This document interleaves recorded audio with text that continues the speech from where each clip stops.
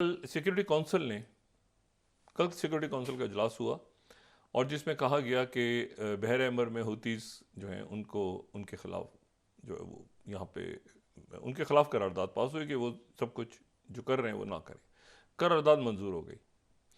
15 अरकान होते हैं अक़वाम मुत्तहिदा की सिक्योरिटी काउंसिल में। P5 परमानेंट 5 मुल्क जो कि दूसरी जंग अज़ीम में जीते थे और 10 जो हैं वो नॉन परमानेंट मेंबर्स होते हैं। तो 2 मुल्कों ने उस सिक्योरिटी काउंसिल के इजलास से गैर हाजिर रहे। ना उन्होंने हाँ में वोट डाला और ना में डाला कि हुती जो कुछ कर रहे हैं, हुतीस के खिलाफ कोई भी करारदाद पास तो हो गई। वैसे तो 4 मुल्क गायब हुए, गायब से मुराद ये गैर हाजिर है, लेकिन उस करारदाद की मंजूरी के वक्त रशिया और चाइना दोनों उठ के चले गए, तो करारदाद मंजूर हुई उनके बगैर। कहते हैं पॉइंट टू बी नोटेड की करारदाद जो है ये इसमें चाइना और रशिया ने एब्सटेन किया। ये करारदाद जो है ये जैसे ही इस करारदाद की मंजूरी का मामला आगे चला तो उसके साथ ही फिर ये हुआ कि थोड़ी देर के बाद फ़ौरन ही, ज़्यादा तो ज़ाहिर है कि कुछ ही देर लगी इसमें, और इसमें जो है वो एक और जो कंटेनर है बड़ा,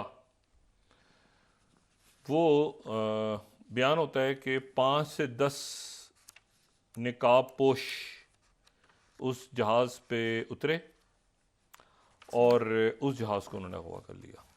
और ये अगवा किया उन्होंने, ये यानी अभी तक अगवा होने वाला ये दूसरा जहाज़ है जो कि जिसके बारे में इल्म है, और ये खलीज अदन से अगवा हो गया।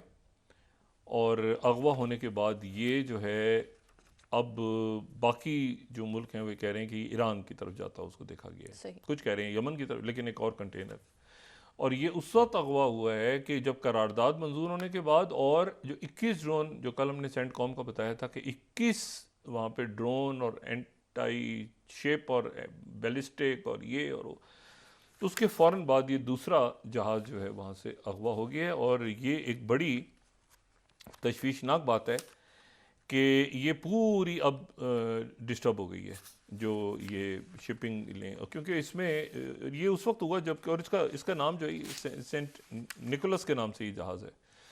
ये यूनान का इसकी जो मलकियत है वो यूनान की बयान होती है।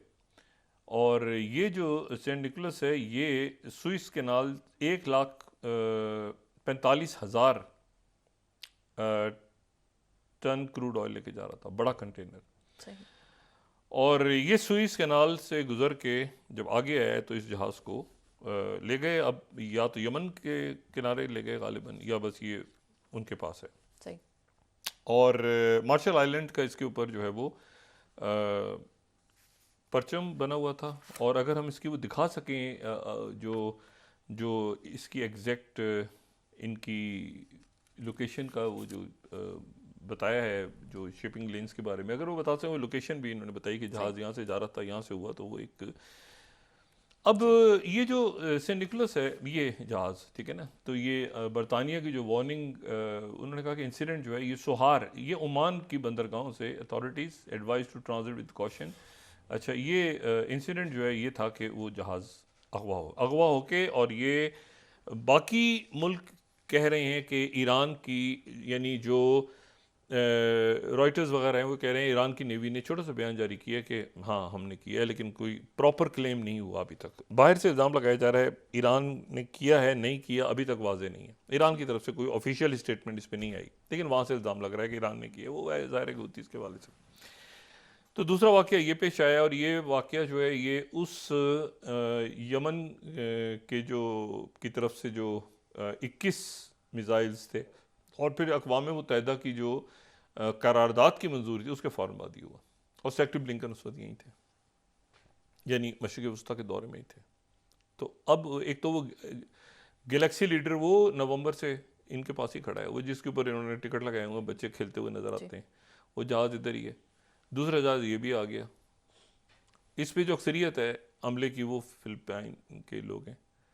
तो वो जाहिर है कि उनको कोई नुकसान भी नहीं पहुंचना चाहिए और ये शिपिंग लेन्स खुलनी चाहिए, क्योंकि ये इसकी वजह से दुनिया में एकदम से जो है वो बहुत ज़्यादा प्रॉब्लम्स पैदा होंगे। तो ये मेरा ख्याल है कि इसके ऊपर, लेकिन यमन के हूतीज़ ने आज एक बयान जारी किया है, स्टेटमेंट, और उनकी स्टेटमेंट ये है कि जो भी कुछ हो रहा है, जो भी कुछ हो, जैसे भी मामला हो, यमन के साथ वो हूतीज़ के ख़िलाफ़ कार्रवाई होती है, जो भी होता है हूतीज़ जवाब देते हैं। हमारा सऊदी अरेबिया और जो बाकी अरब ममालिक हैं उनके साथ मुआहदा कायम रहेगा, किसी सूरत हमारा मुआहदा नहीं टूटेगा।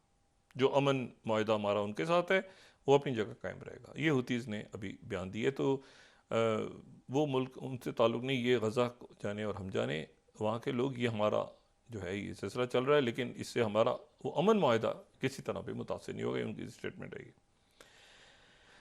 तो ये दूसरा वाक़या है जो मेरा ख्याल से कि, लेकिन उसके साथ ही और तीसरी बात, आलमी अदालत में आज मुकदमा चलना शुरू हो गया इसराइल के ख़िलाफ़। जनूबी अफ्रीका, तमाम OIC, एक तो OIC ने दिया ना अपना मुतफ़िक़ा, लेकिन जिन मुल्कों ने अलग से अलग स्टेटमेंट भी दिए OIC से हट के भी, कि जी हम फ़लस्तीनियों के साथ हैं और जंगी जराइम के इस मुकदमे में फ़लस्तीनियों के साथ खड़े हैं। उन्हें पाकिस्तान भी है, ठीक है, तुर्की है, पाकिस्तान है, मलेशिया, बाकी मुल्क है, और वहाँ पे बड़े मुजाहरे, बड़ी दुनिया जमाती अदालत के बाहर हेग में, और आज पहले दिन की कार्रवाई, कल दूसरे दिन की कार्रवाई, और जनूबी अफ्रीका के जो की तरफ से जो वकला पेश हुए हैं, उन्होंने जंगबंदी का एक स्टे मांगा है कि फौरी तौर पे, कल दूसरा दिन है, कल फिर कार्रवाई होगी, तो ये 2 दिनों में है। उन्होंने कहा हमने दलाइल पूरे कर लिए। इसराइल के जो लोग गए हैं उन्होंने एक अजीब व गरीब किस्म की वहाँ पे दलील दी है,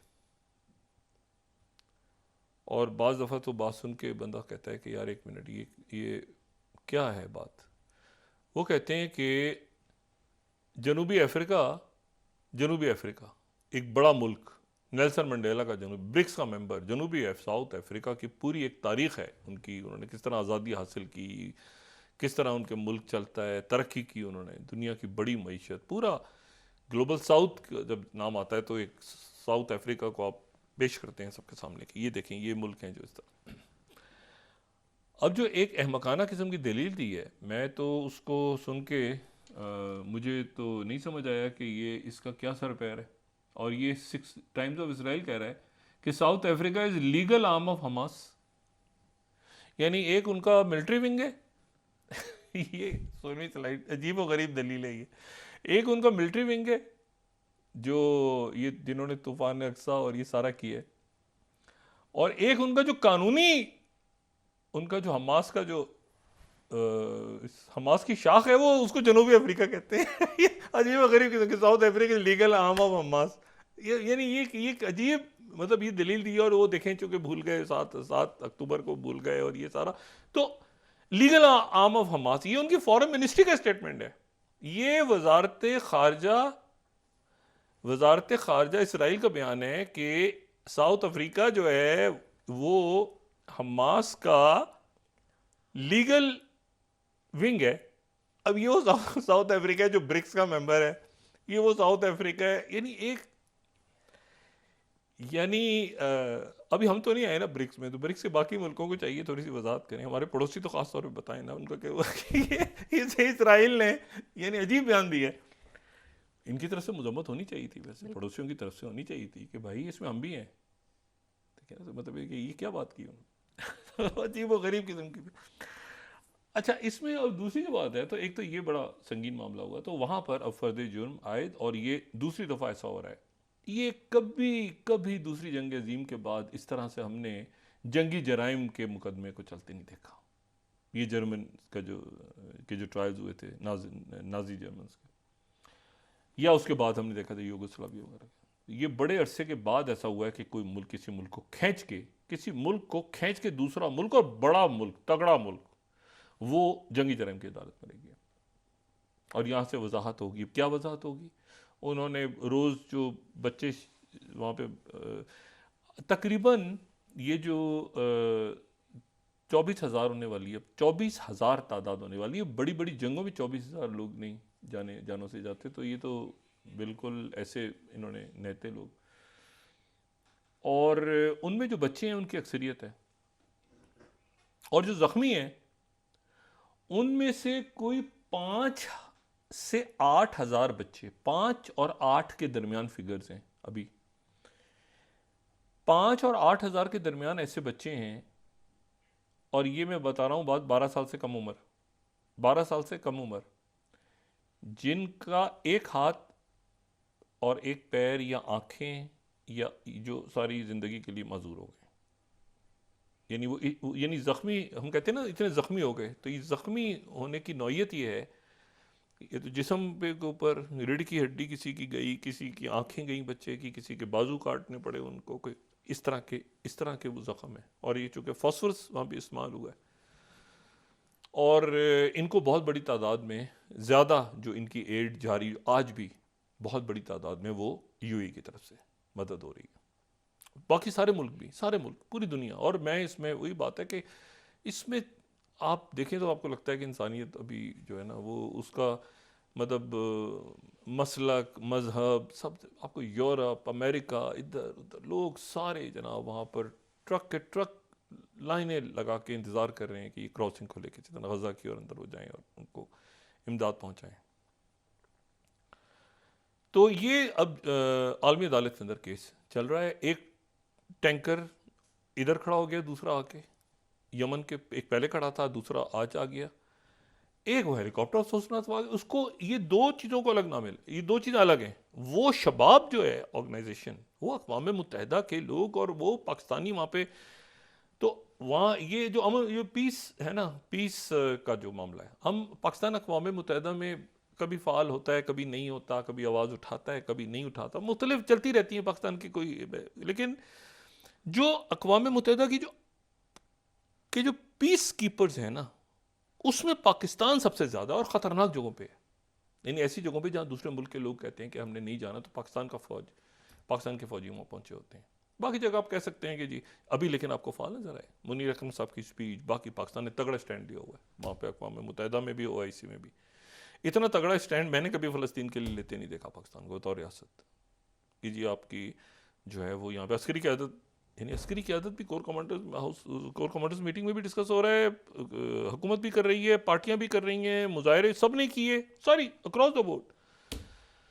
तो ये जो है ना, ये पाकिस्तान बतौर एक रियासत, पूरा मुल्क जो है इस वक्त खड़ा है उस पूरे ब्लॉक तो नहीं कहूँगा, उस पूरी दुनिया में, जो कि पूरी एक, यानी हम एक उसका हिस्सा हैं, जो हम खुल के कह रहे हैं कि वहाँ पे ये कत्लेआम हुआ है, जेनोसाइड केस भी यही है। और इसीलिए पाकिस्तान ने अलग से हमायत की है, जेनोसाइड के जो केस है उसमें अलग से पाकिस्तान ने भी हमायत का ऐलान किया। तो ये तो हो गए। अब पीछे क्या हो रहा है? पीछे ये हो रहा है कि टॉक्स हो रही हैं, और इसमें जो एक तो सेक्रेटरी ब्लिंकन है, लेकिन जो मैं उनका पहले भी जिक्र कर चुका हूँ और मैं दोबारा उनको दाद देता हूँ कि इतने मुश्किल हालात में ये जो एमॉस होस्टिन है, एमॉस होस्टिन वो हैं जिनका मैं जिक्र करता हूँ कि वो जो कि एनर्जी को देखते थे, सॉरी हाँ, एनर्जी को देख रहे थे, और अब जो है मुशीर बन गए हैं, और ये इनके बैरूत में, वो फिर बैरूत में, और वो हिजबुल्लाह जो है वो रिस्ट्रेन करे। अभी तक हिजबुल्लाह को उन्होंने, हिजबुल्लाह ने ये जो कुछ हुआ है, क्योंकि असल इशू ये होता है इसमें कि जब लॉन्ग टर्म स्ट्रेटजी बन रही होती है ना पूरे खित्ते की, और एक पूरा नक्शा बन, तो उस वक्त ये होता है कि फिर उस वक्त आप कहाँ पे क्या करना है और कहाँ पे रिस्ट्रेन करना है, ये बड़ा ज़रूरी है। तो अब चूंकि मजाक, तो प्रेशर तो बनाया हुआ है इन्होंने। अच्छा, उधर हम हिजबुल्लाह ने ये नहीं कि उन्होंने भी फड़का के रखा हुआ है शुमाली इसराइल के इलाके को, लेकिन जो कुछ हुआ है बैरूत में उसके बाद तो वो आगे नहीं आए, मतलब वो तो आ जाते तल अवीव तक, वो रुके हैं, जंग फैलने से रोक गई हुई है उन्होंने। और उसमें जो है वो तुर्की का बहुत बड़ा रोल, पाकिस्तान तो मैंने कहा ना कि पाकिस्तान एक मुल्क भी इस वक्त ऊपर नीचे नहीं हुआ। ईरान, सऊदी अरेबिया, यूरोप, कमाल की बात, अमेरिका, उनके लोग रिजाइन कर गए, स्टेट डिपार्टमेंट से आ गए। और तो ये सारा जो है अभी इसमें टॉक चल रही है। और उससे पहले दरमियान में ये भी ध्यान में रखें कि कल रात को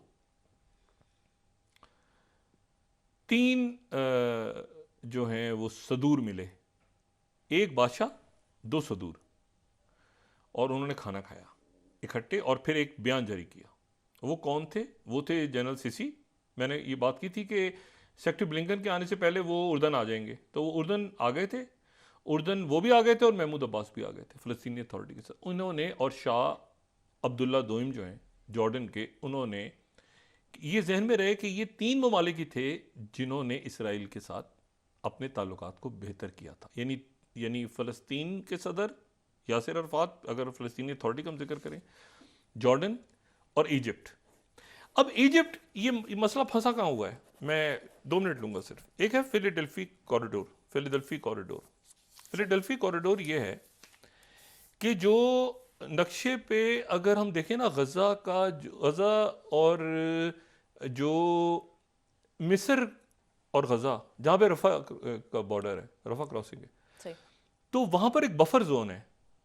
बफर जोन से मुराद ये है कि एक ऐसी पट्टी है बारीक सी, कि वो पट्टी जो है नो मैन लैंड है। मतलब मिसाल के तौर पे इस तरह समझें कि यहाँ से अगर जो है वो मदद जाती है, अच्छा रफ़ा क्रॉसिंग भी इसी में है, ये रफ़ा और मिस्र के दरमियान है। यहाँ से जब इसराइल की फौज निकली थी 2005 में, तो ये मिस्र के पास आ गया था, ये फिलाडेल्फी कॉरिडोर। इसराइल ये कह रहा है कि ये हमें दिया जाए, इसको मिस्र ने मानने से इनकार कर दिया, और ये मिस्र नहीं देगा, किसी सूरत भी नहीं देगा, ठीक है।